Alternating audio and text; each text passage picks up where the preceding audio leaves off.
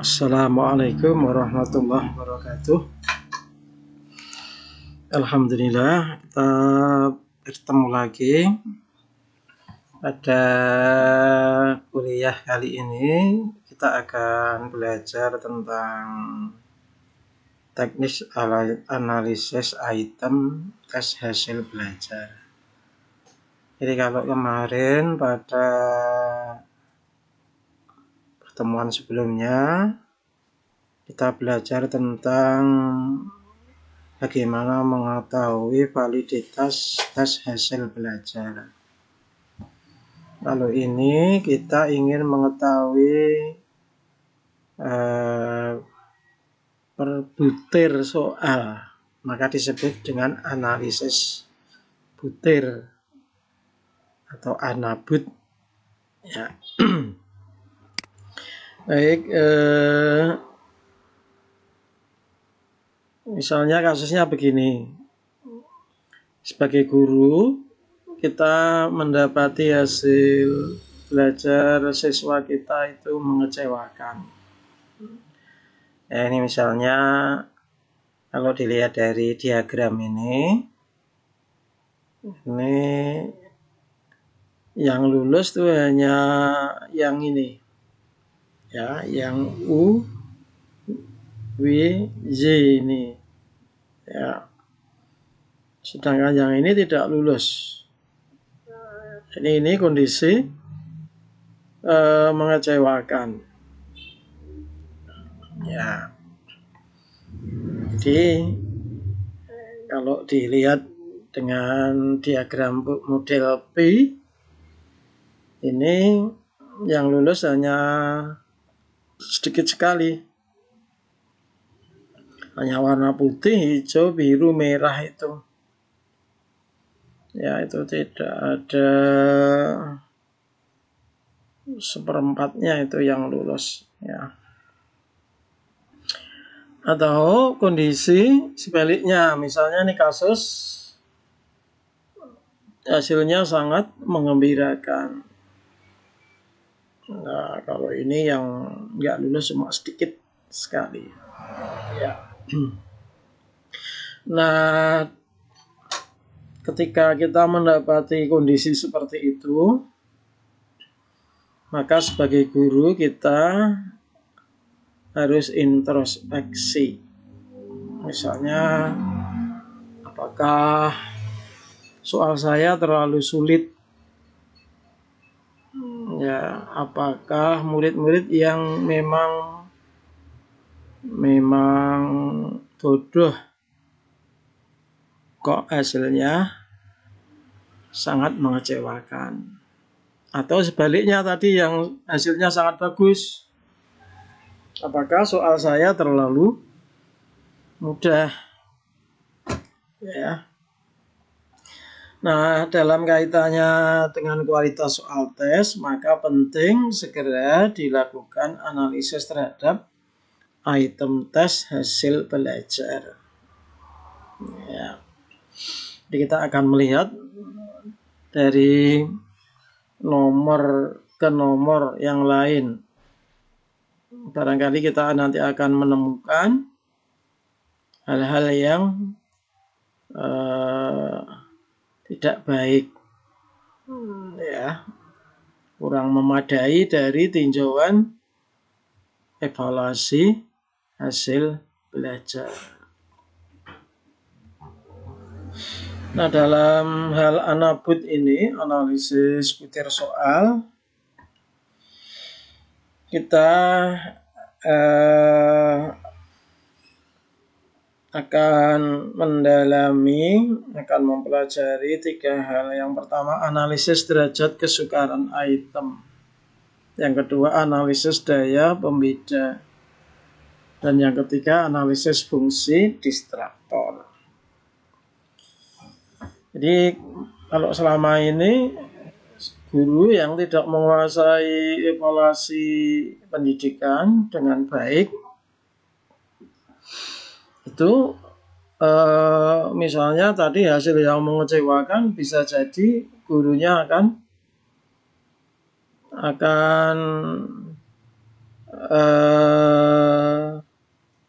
Mungkin menyampaikan kepada siswa, kenapa siswa nggak bisa, padahal soal yang saya bikin itu gampang, mudah.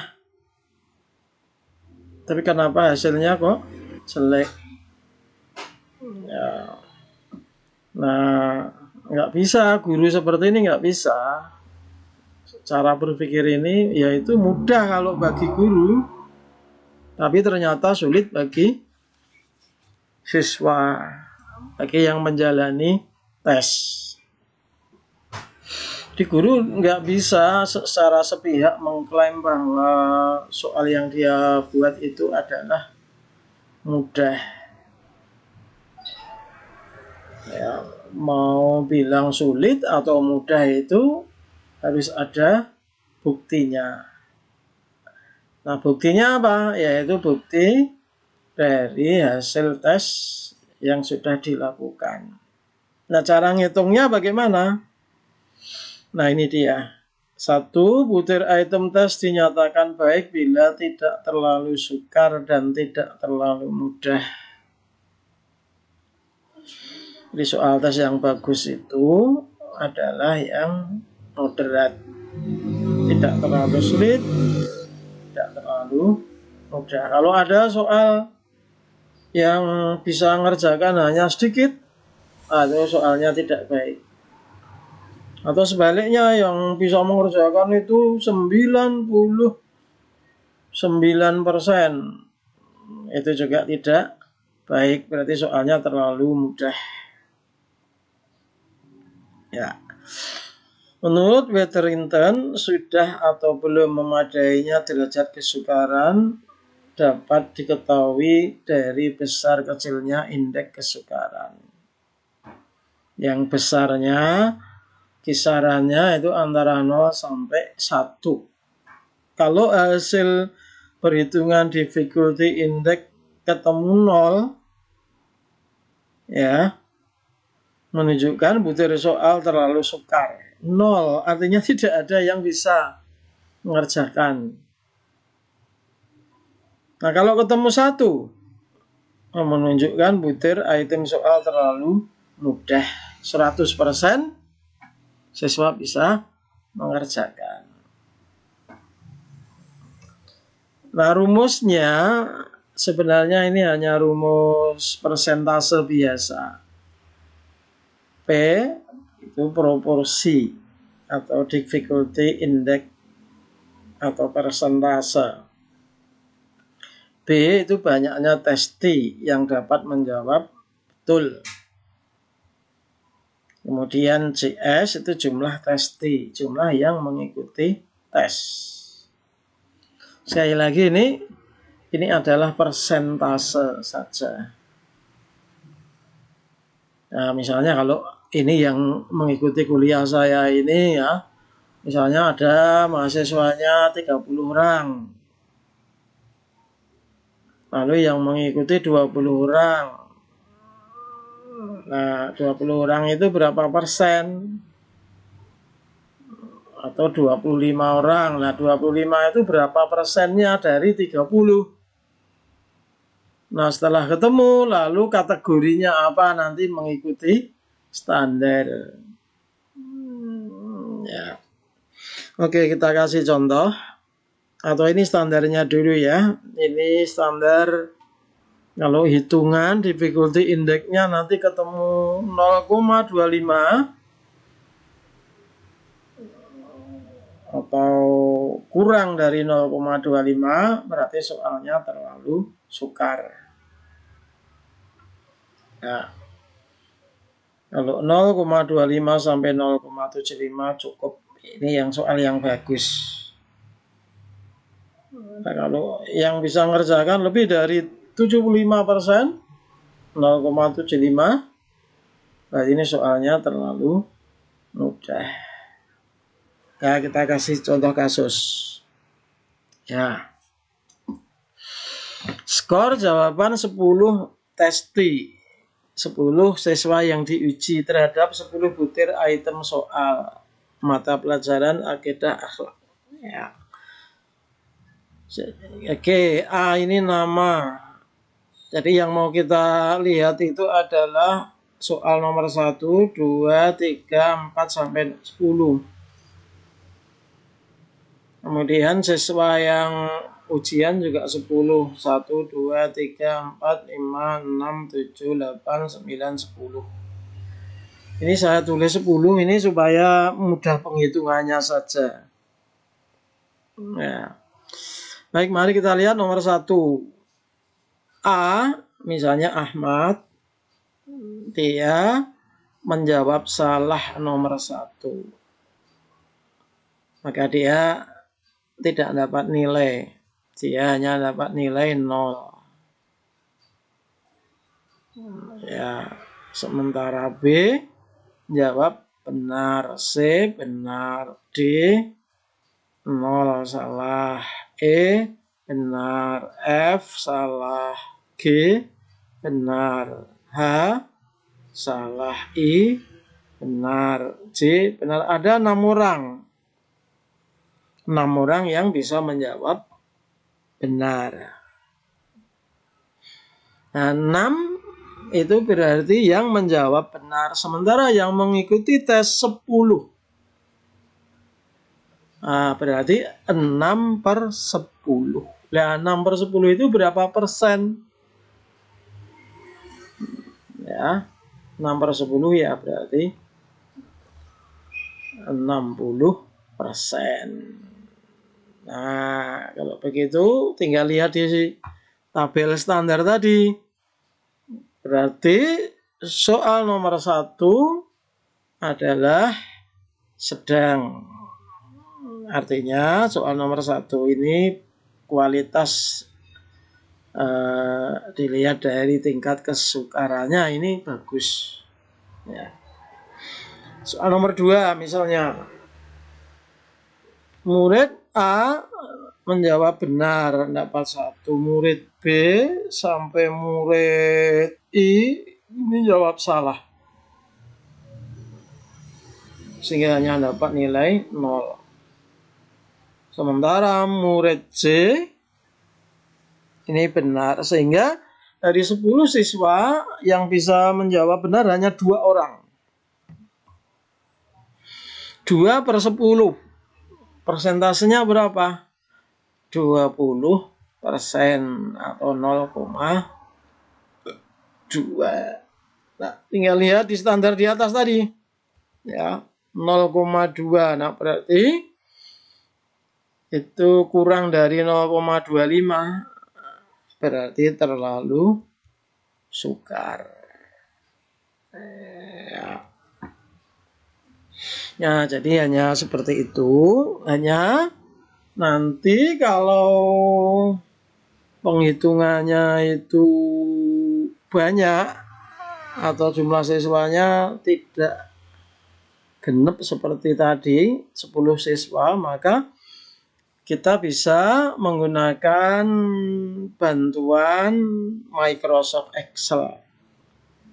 Ya, mari kita praktekkan ya. Misalnya ini tadi ya, kita bisa copy ini, misalnya ini kita copy.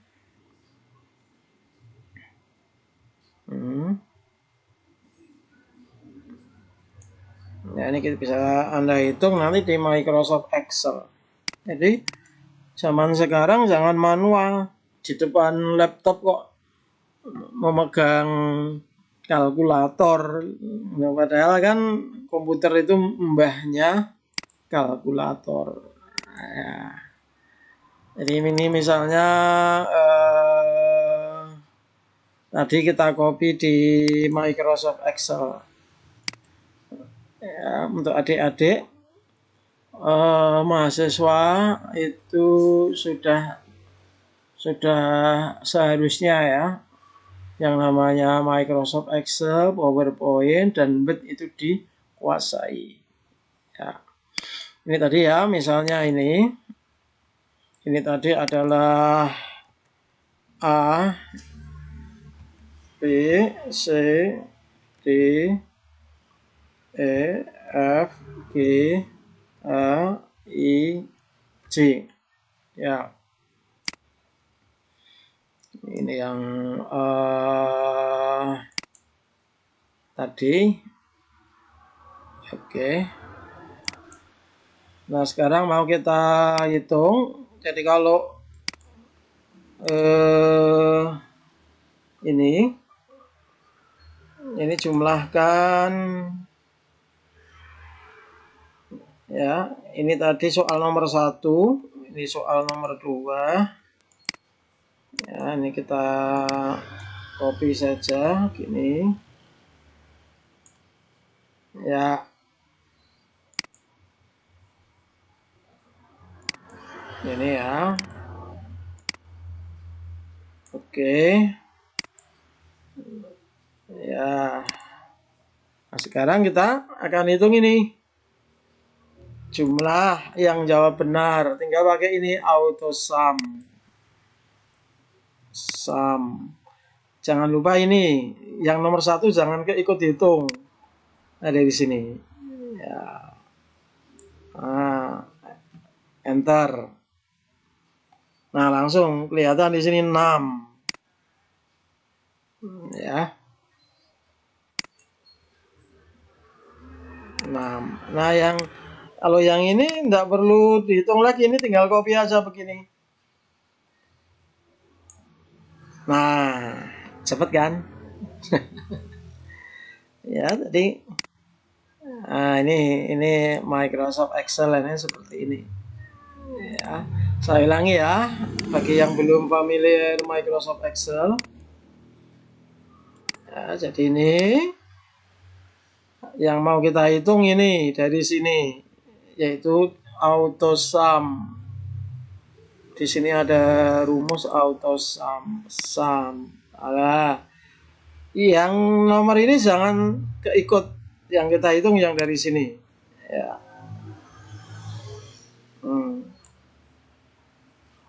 Ya, 6. Yang ke sini sudah enggak perlu satu-satu, ini tinggal ngopi saja ke sini. Nah, sudah selesai. Tinggal sekarang akan kita hitung. Nah, di sini. Ya. Jadi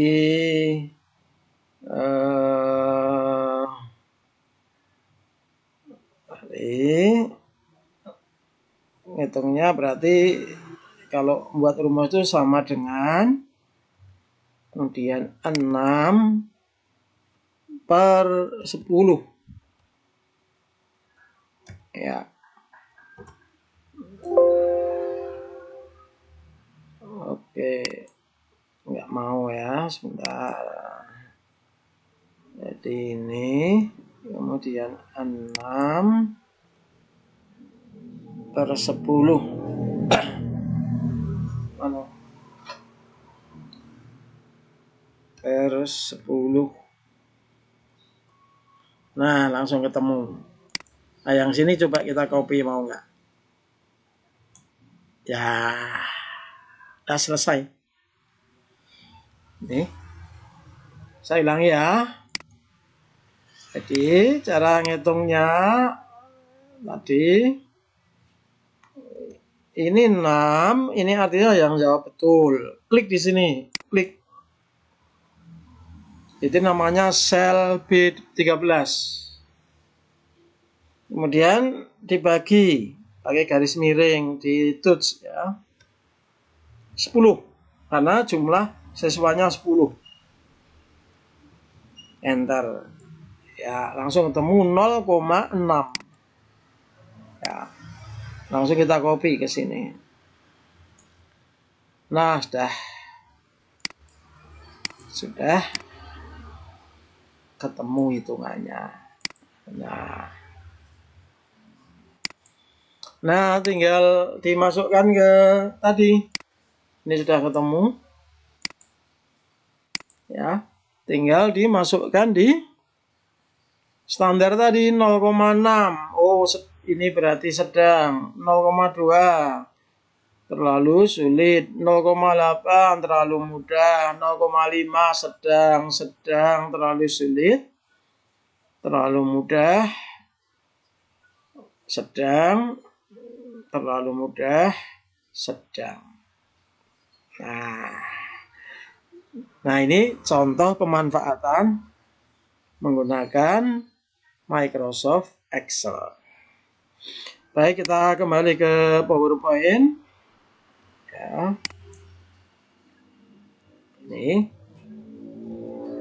Ini hasilnya kalau direkap seperti ini. Nah sekarang follow up-nya. Bagaimana follow up dari hasil analisis difficulty index tadi? 1. Item soal yang termasuk kategori baik didokumentasikan dalam bank soal. Kemudian soal yang termasuk kategori terlalu sukar atau mudah, ada 3 alternatif. 1. Dibuang atau di drop, sudah nggak dipakai, atau dipakai lagi setelah diperbaiki. Misalnya yang terlalu mudah dibikin agak sulit, yang terlalu sulit dibikin agak mudah. Atau yang terakhir, didokumentasikan di bank soal dan digunakan untuk tes, misalnya tes lain, misalnya tes seleksi. Soal yang terlalu sukar untuk tes yang ketat, tes yang terlalu mudah untuk tes yang longgar. Ya. Jadi ujian masuk di sekolah favorit, mestinya soalnya buat sulit. Soalnya apa? Nah, kalau mudah nanti nggak bisa membedakan antara calon siswa yang pintar dengan yang kurang atau yang bodoh. Ya. Baik para mahasiswa, itu tadi tentang mengukur derajat kesukaran soal tes. Nah sekarang kita akan masuk ke poin kedua, yaitu teknik analisis daya pembeda item. Daya pembeda item adalah kemampuan butir item tes untuk membedakan antara testi yang pandai dengan yang bodoh. Ya kalau soal tes itu bisa dijawab oleh yang pintar maupun yang bodoh, berarti soal tes itu tidak mampu membedakan. Ya, kalau yang bagus itu adalah yang pintar bisa ngerjakan, nanti yang bodoh tidak. Berarti soal tesnya itu bagus. Bukan berarti kita berharap yang bodoh nggak bisa ngerjakan, bukan. Ya. Baik, DPI atau derajat pembeda item bisa diketahui melalui besar kecilnya indeks diskriminasi. Diskriminasi power dihitung atas dasar pembagian testi ke dalam 2 kelompok, pandai dan bodoh. Ya, jadi satu kelas misalnya tadi 10 orang, nanti kita kelompokkan. Yang dapat skor atau nilai misalnya yang bisa jawab 6 ke atas itu kelompok atas, yang bisa jawab 5 ke bawah itu kelompok bawah. Jika indeks diskriminatori item bertanda positif, berarti butir item memiliki daya pembeda yang bersifat positif. Jika hitungannya ketemu 0, butir item tidak memiliki daya pembeda. Jika ID bertanda negatif, maka daya pembeda bersifat negatif. Ya. Nah, ini standarnya. Ya. Nanti kalau penghitungannya ketemu angka kurang dari 0,20, maka full, dianggap tidak memiliki daya pembeda. Kalau ketemu 0,2 sampai 4, ya, satisfactory, daya pembeda sedang. Kalau ketemu 0,4 sampai 0,7, good, baik. Kalau 0,7 sampai ketemu 1, excellent. Baik sekali. Nah, kalau bertanda negatif, daya pembeda jelek sekali.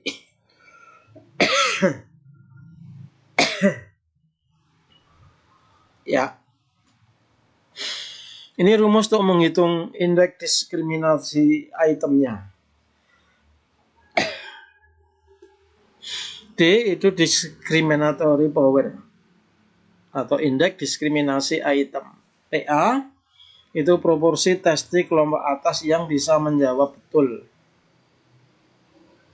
PB itu proporsi testi kelompok bawah yang bisa menjawab betul. Tadi seperti proporsi itu seperti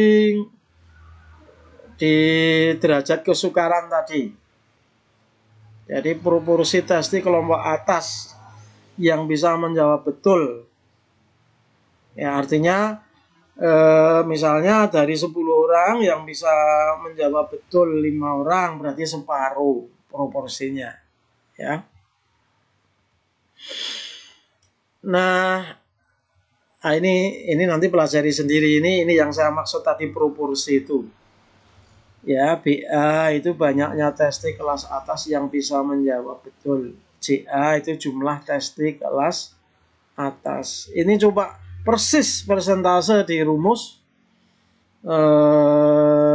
mencari derajat kesukaran pada bagian yang pertama tadi. Ya. Nah, jadi yang penting ini rumus pokoknya ini. Ya.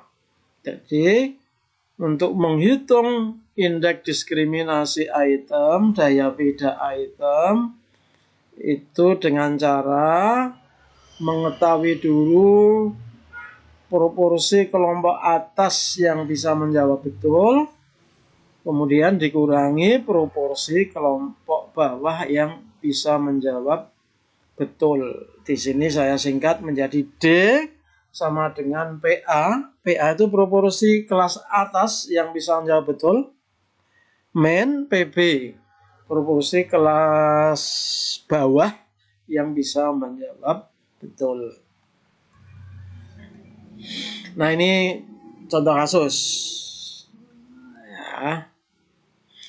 Ini 10 orang lagi. Kemudian soalnya juga 10. Ya.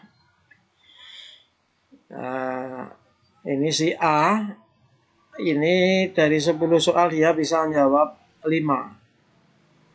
Si B bisa menjawab semuanya. Si C hanya bisa menjawab 7. D hanya 3. E 7. F 4. G 7. H 9. I 4. J 5. Nah, sekarang kemudian yang bisa jawab separuh ke bawah, artinya 5 ke bawah, berarti kita kategorikan kelompok bawah. Yang bisa menjawab 6 ke atas, berarti kelompok atas. Sehingga ketemu ini. Yang diarsir abu-abu ini adalah atas. Nah, sekarang hitungnya bagaimana? Nah, ini pakai Microsoft Excel lagi. Nah, jadi tinggal masukkan data. Oke, kita praktekkan pakai Excel lagi ya. Jadi ini aslinya begini nih. Ya.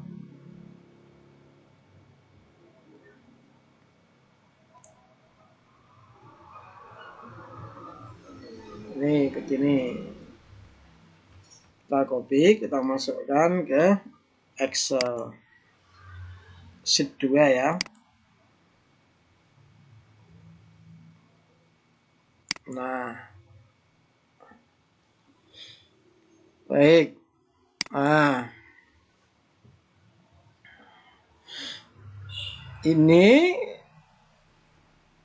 tadi, maaf ya, ngopinya kurang lengkap, saya ulangi lagi ya ngopinya. Ini saya copy dari sini.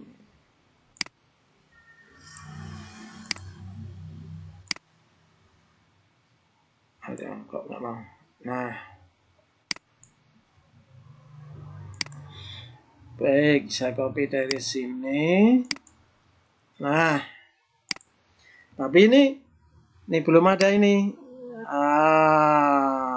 Ini masih kosong.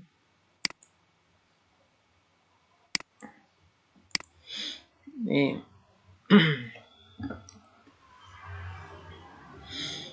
Ya.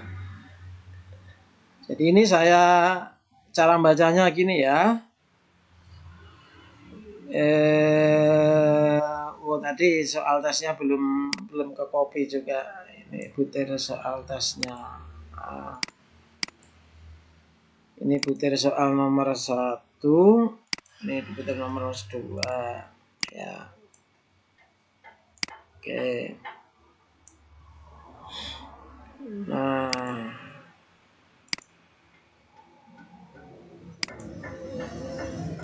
Ini yang saya arsir kuning ini adalah nomor item soal. Ya. Jadi nomor 1 misalnya, kelompok atas yang bisa menjawab betul 3 orang dari 5 orang. Saya ulangi ya. Cara bacanya, ini kelompok atas yang bisa menjawab betul.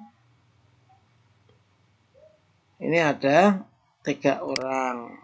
Kelompok bawah yang bisa menjawab betul ada 2 orang. Kelompok atas ada 5 orang. Kelompok bawah ada 5 orang. Dah. Paham ya? Saya ulangi lagi. Kelompok atas yang bisa menjawab betul 3. Kelompok bawah 2. Kelompok atas berapa orang? 5. Kelompok bawah 5. Lah ngitung proporsinya tinggal bagaimana? Sekali lagi kalau di Excel ngitungnya mulai dengan sama dengan. Klik begini. Terus ini klik ini. Klik. Ya. PA tadi adalah ngitungnya adalah BA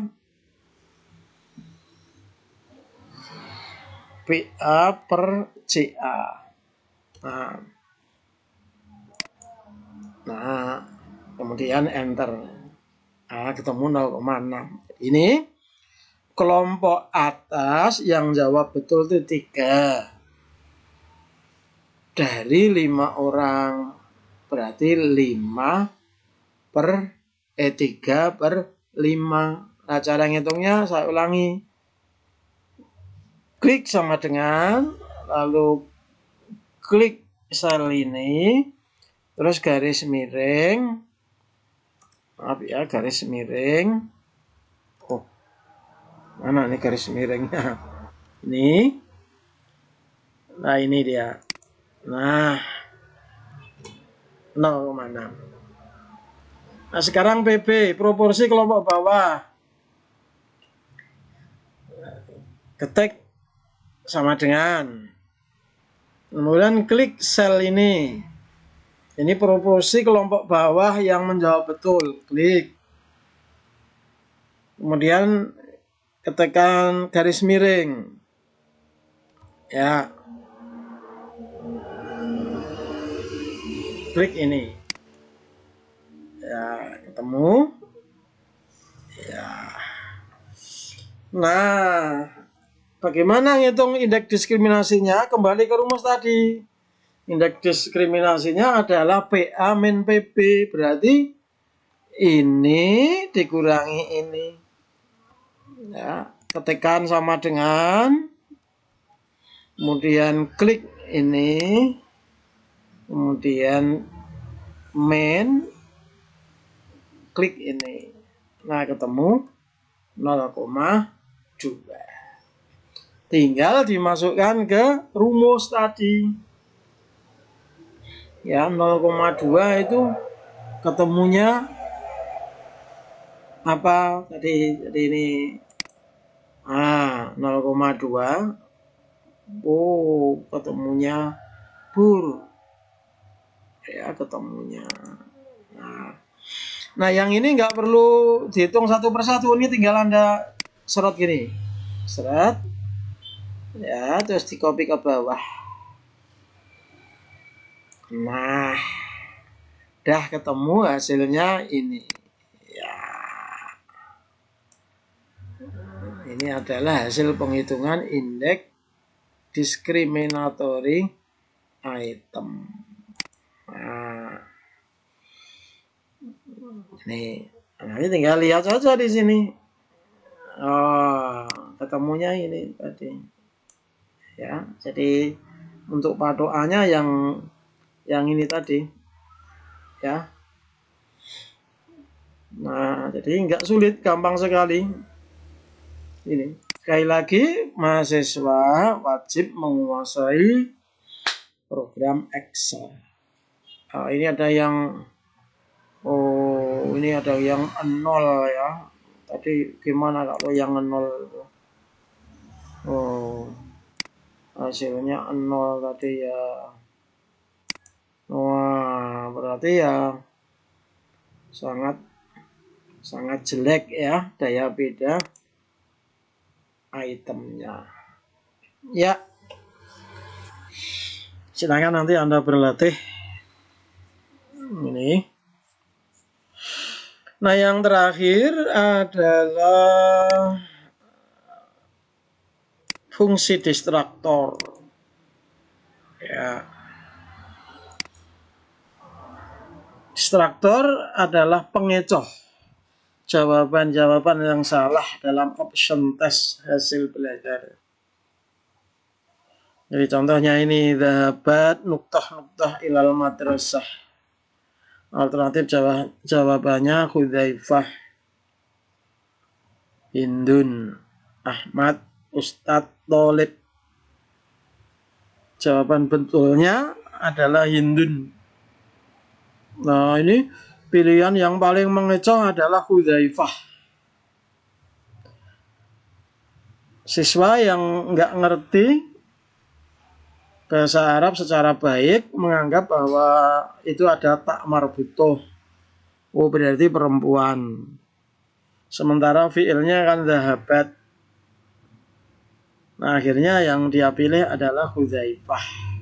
Nah, berarti ini adalah pengecoh yang sangat bagus. Jadi dalam hidup itu nggak boleh mengecoh ya, kecuali pada saat membuat soal tes.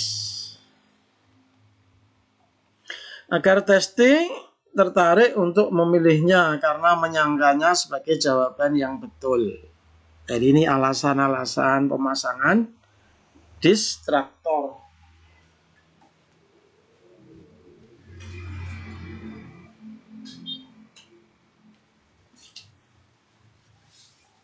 Yang kedua, semakin banyak testi terkecoh, maka dikatakan bahwa distraktor telah dapat menjalankan fungsinya dengan baik. Yang ketiga, distraktor yang baik sekurang-kurangnya telah dipilih oleh 5% dari seluruh peserta tes. Jadi guru yang bisa ngecoh siswa ketika membuat soal itu berarti soal tesnya itu bagus. Bisa mengecoh ya. Mari kita lihat contoh kasusnya. Tes hasil belajar bahasa Arab diikuti oleh 50 siswa, 2 kelas ya. Bentuk soalnya multiple choice item sebanyak 40 butir. Setiap butir dilengkapi 5 option A, B, C, D, E. Khusus nomor 1, 2, dan 3 diperoleh penyebaran jawaban sebagai berikut. Ya. Oke. Nomor 1. Ya, option A. Option A. Nah tadi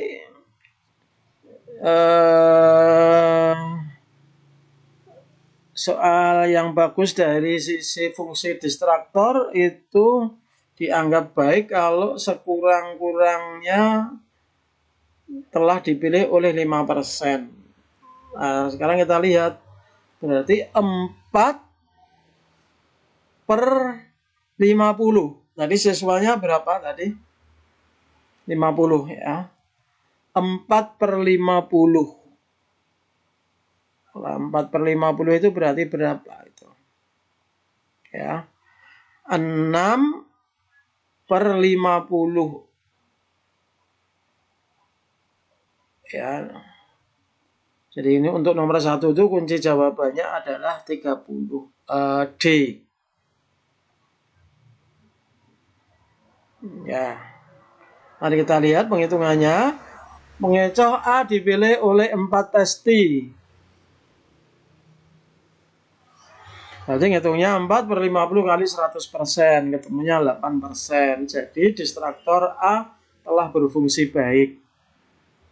Karena lebih dari 5%. Mari kita lihat yang B.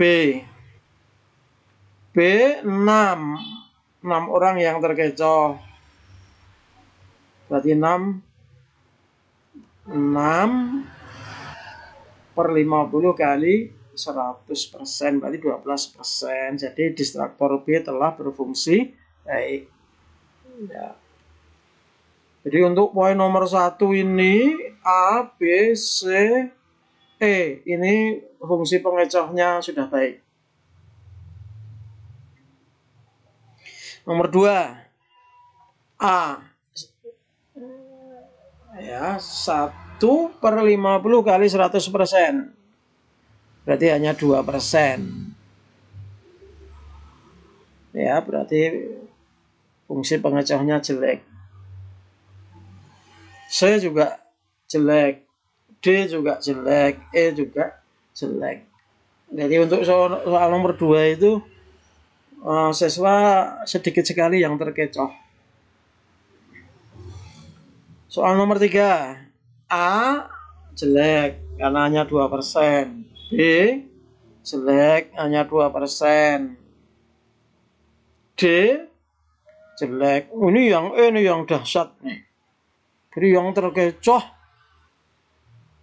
untuk menjawab alternatif jawaban yang salah itu ada 37 siswa. Berarti 37 per 50 kali 100%. Ini banyak sekali yang terkecoh. Jadi soal nomor 3 alternatif E itu memiliki fungsi distraktor yang sangat baik. Oke, para mahasiswa sekalian, demikian yang bisa saya sampaikan. Ya. Nanti supaya lebih jelasnya Anda bisa berlatih ya.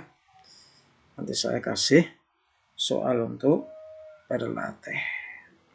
Terima kasih. Assalamualaikum warahmatullahi wabarakatuh.